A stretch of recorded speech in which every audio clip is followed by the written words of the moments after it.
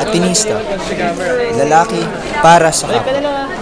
Lalaking magsisilbi sa bayan. Mga tunay na lalaki. Tunay na lalaki.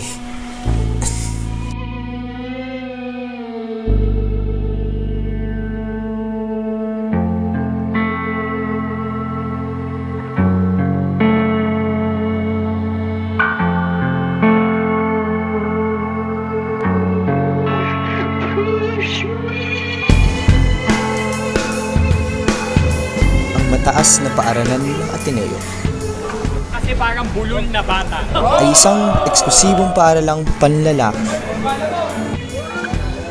Pero meron pa ring tulad nila. Mga bading. Wala silang lugar dito.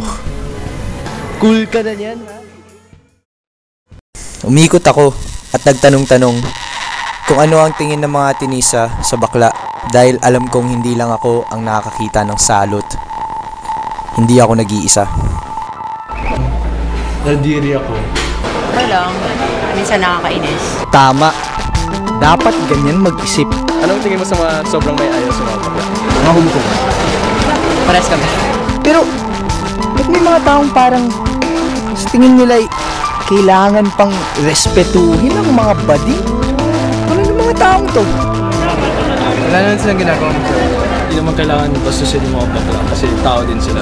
ayos naman, ayos lang kasi depende naman yun sa gusto nila di ba, kung yun yung nararamdaman nila. I think they're a big part of our community now. And I don't know, Ateneo wouldn't be the same really in character without them. I don't think yung homosexuality is a problem. Putik! Malabo na. Ang daming naniniwalang walang problema sa kanila. Sa dami ng mga tinanong ko, mas marami pa hata ang naniniwalang ayos lang maging bading. Kung yun ang tingin sa kanila, ano kaya ang tingin ng mga tao sa mga katulad ko? They're insecure. Tapos baka mamaya sila rin pala bakla. Hindi nila ma-understand yung people.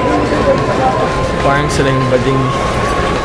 Sa akin, medyo parang mali yung mga ginagawa nila kasi lalaki man, babae, bading tomboy, tao pa rin, kung kaya dapat nire-respeto.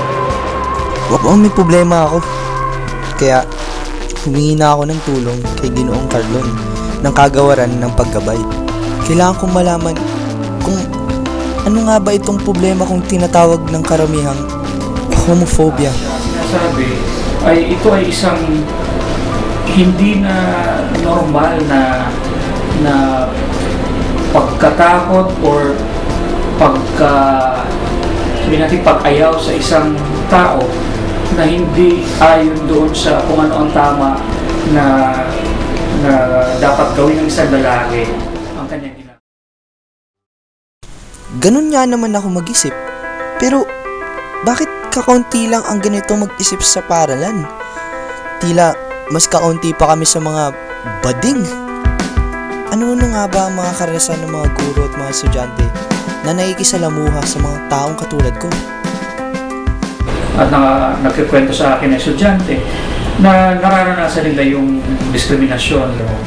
I've heard statements na, like for example, this is a boys' school with boys' rules. Marami namang pagkakataon kung saan yung mga tao nagkakaroon ng derogatory term.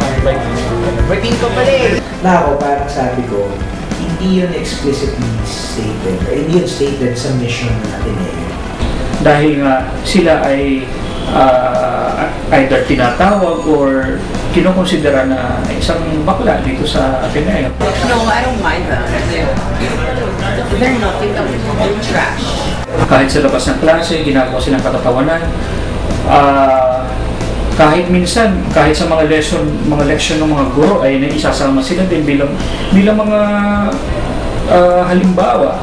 For example, pag meron kang fear na nakakahawa ang homosexuality, if I see a student leader who's openly expressing his homosexuality, and I have a son enrolled here, I am afraid that my son will be discouraged or that my son will follow suit. Meron din mga physical na pamamaraan ng diskriminasyon sa kanila. Yung mga narinig na ako na talagang sa loob ng Baguio ay sinaktan dahil naiinis sila dahil sa pinapakita niyang mga gawain, pinakikita niyang kilos at pananalita. Because of that fear, you say stuff and you decide things na baka hindi tama for the formation of your own stand. Marami ko nakakausap na gano'n at lagi yon ang unang problema nila, hindi sila matanggap, hindi lang ang klase nila, pero simula sa bahay pa lang hindi na sila tanggap. At dito sa eskwelahan, dito sa paaralan natin, hindi talaga sila natatanggap pa, tinatanggap pa. Dahil sa ginagawa niya, hindi na namin pinapagas. Parang ina-advise na sa akin yung mga tao, huwag na namin papatulong kasi kung papatulong na namin, gagawa na kami ng problem, gagawa na kami ng video. At alam naman namin na wala kami magagawa kasi ganito naman siya. At wala naman siya magagawa dahil ganito kami. So huwag na namin siya papansin. Pero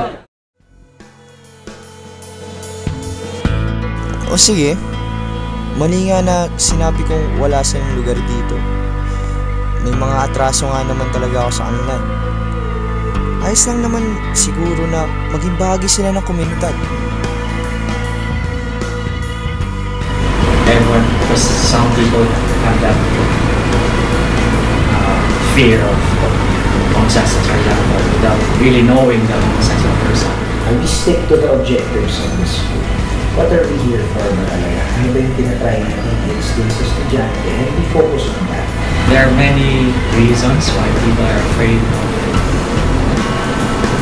of or have homophobia. Some because of their strong religious sentiments.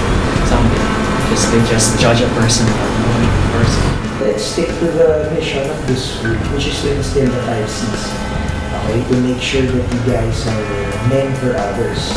Okay, when I say men, hindi yung machismo men na ano, di ba? It's more of being compassionate, giving yourself to others. Hindi naman hate them or look down on them. I mean, tao pa rin sila. Dapat respetuhin yun kasi tao din yun eh. Decision din naman nila yun, pero para sa akin, kagaya nga na sinabi ko kanina, tao din sila. Kaya, at saka hindi naman sila naiin masama sa akin. Would you be able to say that the end goal of our existence as humans is simply to love one another so that we may grow as a community and what? See, that's the calling for each one.